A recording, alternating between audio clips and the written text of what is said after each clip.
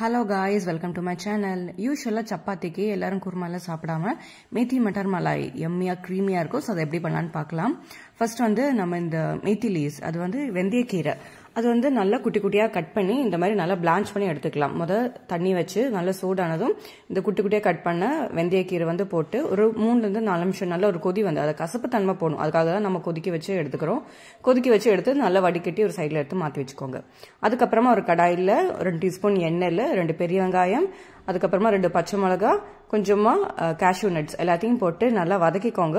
இது கூட நீங்க இஞ்சி பூண்டு கூட போட்டுக்கலாம். நான் இஞ்சி பூண்டு பேஸ்ட் ஆல்ரெடி இருக்கறனால கடைசியில பேஸ்ட் அரைக்கிறதுக்கு இஞ்சி பூண்டு பேஸ்ட் ஆட் பண்ணிக்கிறேன். ஓகேவா? சோ இது நல்லா வதக்கிக்கலாம். வெங்காயத்தோட ஸ்கின் கலர் வர்ற அளவுக்கு நல்லா ஒரு 3 ல 4 நிமிஷம் நல்லா வதக்கிக்கோங்க. வதக்கினதுக்கு அப்புறமா பண்ண மாதிரி இஞ்சி பூண்டு பேஸ்ட் போட்டு நல்லா ஃபைன் பேஸ்டா அரைச்சு எடுத்து ஒரு சைடுல மாத்தி வச்சுக்கோங்க. பாத்தீங்கன்னா இப்போ மேத்தி லீவ்ஸும் நல்லாவே பிளான்ச் ஆயிருச்சு, நல்லாவே குக்ட் ஆயிருச்சு. அதுக்கப்புறமா அது வடிகட்டி எடுத்து மாத்தி வச்சுக்கோங்க. அதுக்கப்புறமா திருப்பி ஒரு கடாயில கொஞ்சமா எண்ணெய், அதுல கொஞ்சம் பட்டை, கிராம்பு, அதுக்கப்புறமா ஸ்டார் அனீஸ், அதுக்கப்புறமா பிரியாணி இலை எல்லாத்தையும் போட்டுக்கோங்க.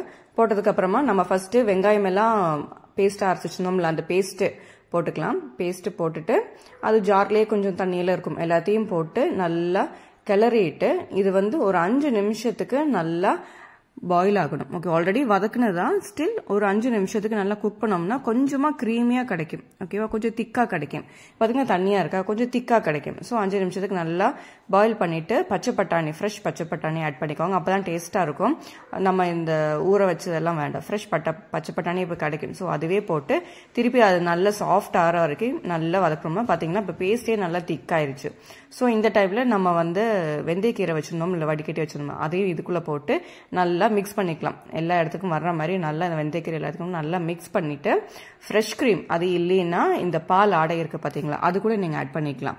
ஸோ அந்த ஃப்ரெஷ் கிரீம் போட்டுக்கலாம். போட்டதுக்கு அப்புறமா ஒரு 1/2 டீஸ்பூன் சர்க்கரை ஆட் பண்ணியிருக்கேன்.